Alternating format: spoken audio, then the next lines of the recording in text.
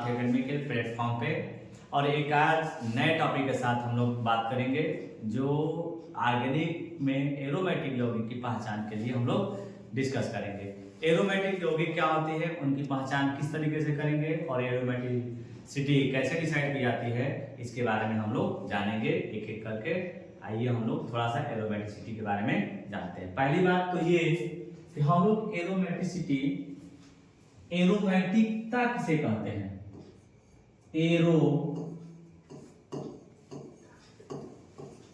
Aromatic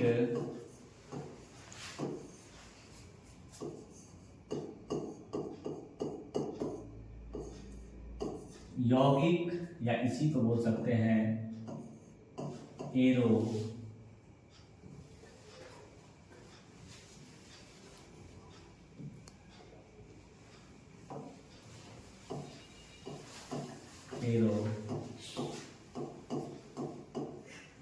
एरोमैटिकता कैसे बताएंगे। ठीक, एरोमैटिकता के लिए आपको सबसे पहले ये ध्यान रखना होगा, 4 कंडीशन है। अगर उन कंडीशनों पे इन चारों में से कोई एक भी अगर पालन नहीं किया इन चारों नियमों में से, तो वो एरोमेटिक यौगिक नहीं होगा। और वो चारों नियम है क्या, एक एक करके हम लोग जान लेते हैं। सबसे पहले आपको ये ध्यान रखना होगा कि जो भी यौगिक दिया है वो चक्रीय होना चाहिए। यौगिक मेरा क्या होना चाहिए, चक्रीय होना चाहिए।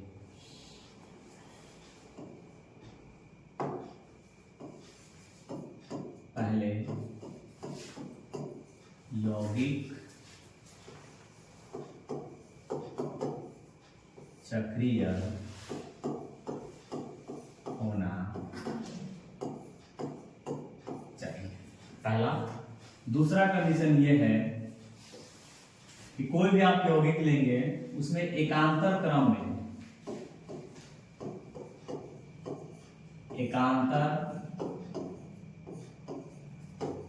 में डबल आवन, सिंगल आवन, डबल आवन, सिंगल आवन होना चाहिए। तीसरा कंडीशन ये है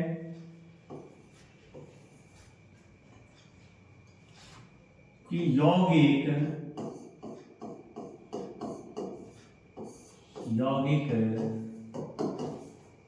चक्रीय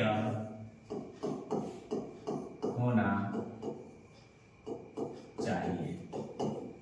चौथा ये है कंडीशन कि अगर यौगिक हक्कल नियम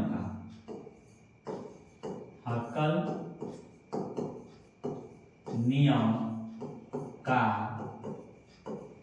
पालन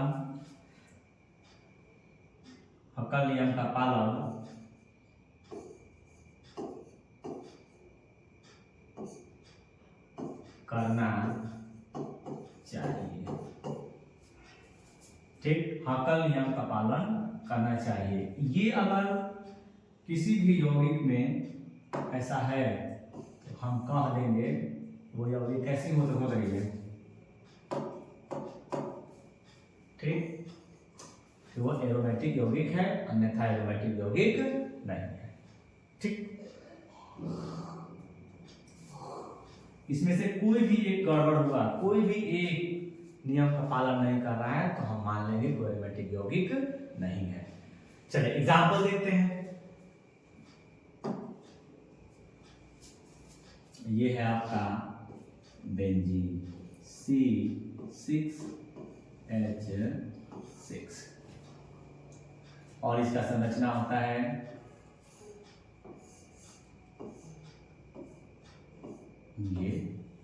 और दिए गए कार्बनिक यौगिकों में जितने मूल होते हैं वो कार्बन को रिप्रेजेंट करता है।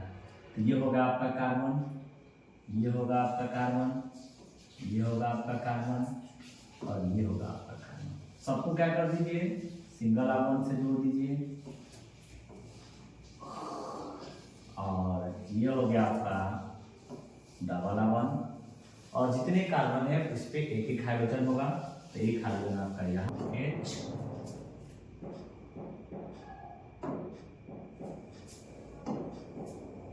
एक H आपका यहाँ पे होगा, एक H आपका यहाँ पे होगा एक एच आपका यहाँ पे, यानी हर कार्बन पे एक एक एच होना चाहिए।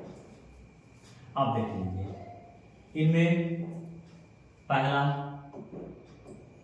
कंडीशन दिया गया यौगिक क्या है, चक्रीय है। दूसरा कंडीशन एकांतर क्रम में, कहां पे, एकांतर क्रम में, double single double single double है।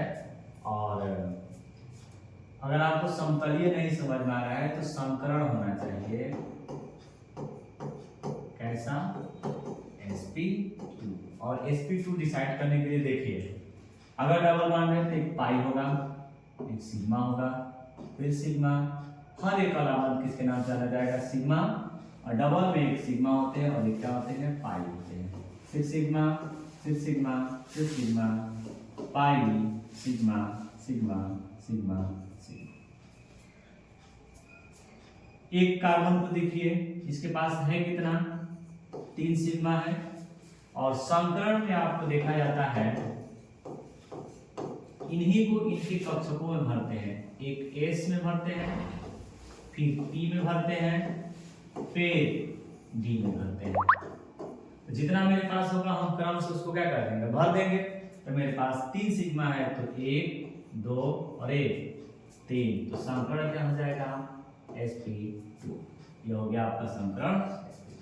4 नंबर आपको देखना है कौन सा, 4n+2 कौन सा, पाई इलेक्ट्रॉन। तो इसको हम लोग n इक्वल टू क्या बोलते हैं, n इक्वल टू चक्रों की संख्या होती है। एक अगर रिंग है तो उसमें n की वैल्यू 1 रखी जाएगी, और अगर 2 है तो 2 रखा जाएगा, 3 है तो 3 रखा जाएगा। एक रख देंगे यहाँ पे, और यहाँ पे 2 और प्लस कौन सा, पाई वाला इलेक्ट्रॉन। तो 4 × 4 और 2 6 हो जाएगा आपका, 6 पाई इलेक्ट्रॉन, 6 पाई इलेक्ट्रॉन है। और इस तरीके से भी देख सकते हैं कि 1 2 3 और कोई भी आबंध बनते हैं उसमें इलेक्ट्रॉन की संख्या कितनी होनी चाहिए, 2 होना चाहिए। तो एक पाई में 2 इलेक्ट्रॉन यहाँ पे, 2 यहाँ पे और 2 6 इलेक्ट्रॉन। मतलब हम रिंग में भी गिन रहे हैं तो इलेक्ट्रॉनों की संख्या 6 आ रही है।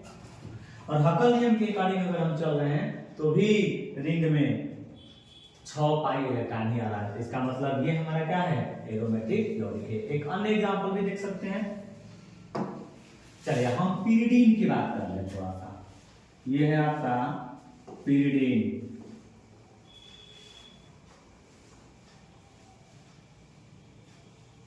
ये है आपका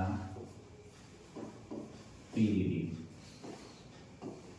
और पीरिडीन का फार्मूला होता है C5H5N।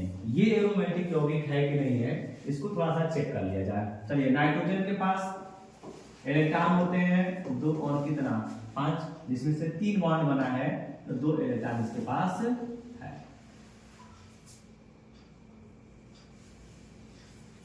अब इसका थोड़ा स्ट्रक्चर पहले खोलिए, तब आपको पता चलेगा कि हाँ इसमें क्या एरोमेटिक के सारे गुण होंगे कि नहीं होंगे।